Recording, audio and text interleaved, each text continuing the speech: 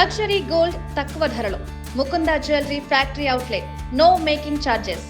కూటమి ప్రభుత్వం హయాంలో ఆంధ్రప్రదేశ్లో పెట్టుబడుల రంగం వేగంగా విస్తరిస్తోంది. ముఖ్యమంత్రి నారా చంద్రబాబు నాయుడు, ఐటీ మరియు విద్యాశాఖ మంత్రి నారా లోకేష్ నాయకత్వంలో రాష్ట్రానికి కొత్త పరిశ్రమలు వరుసగా వస్తున్నాయి. గత 2 ఏళ్లలోనే వందలాది ప్రాజెక్టులు రాష్ట్రాన్ని ఎంపిక చేసుకున్నాయని అధికారులు చెబుతున్నారు. యువతకు ఉపాధి అవకాశాలు పెంచడమే లక్ష్యంగా ప్రభుత్వం ప్రత్యేకంగా చర్యలు తీసుకుంటోంది.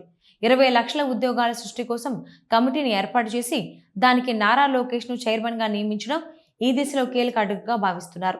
పెట్టుబడిదారులకు అనుకూల వాతావరణం కల్పించడం, అనుమతుల ప్రక్రియను వేగవంతం చేయడం వల్ల రాష్ట్రంపై పరిశ్రమల ఆసక్తి పెరుగుతోంది.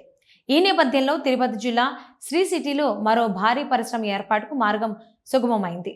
అమెరికాకు చెందిన ప్రముఖ ఎయిర్ కండిషనర్ తయారీ సంస్థ క్యారియర్ గ్లోబల్ కార్పొరేషన్ ఇక్కడ తన కొత్త తయారీ యూనిట్ను ఏర్పాటు చేయనుంది.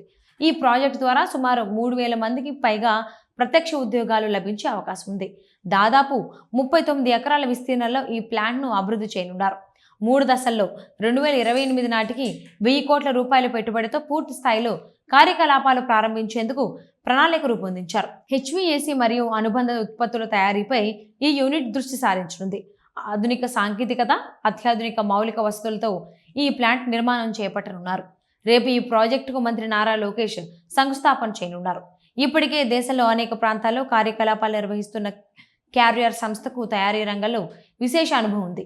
హర్యానాలో గురుగ్రామ్లో తయారీ యూనిట్, హైదరాబాద్లో గ్లోబల్ సెంటర్ను నిర్వహిస్తున్న ఈ సంస్థ ఇప్పుడు ఆంధ్రప్రదేశ్లో తన ఉనికిని విస్తరించనుంది.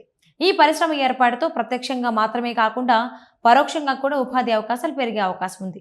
లాజిస్టిక్స్, సప్లై చైన్, సేవల రంగాల్లో స్థానికులకు కొత్త అవకాశాలు లభించున్నాయి.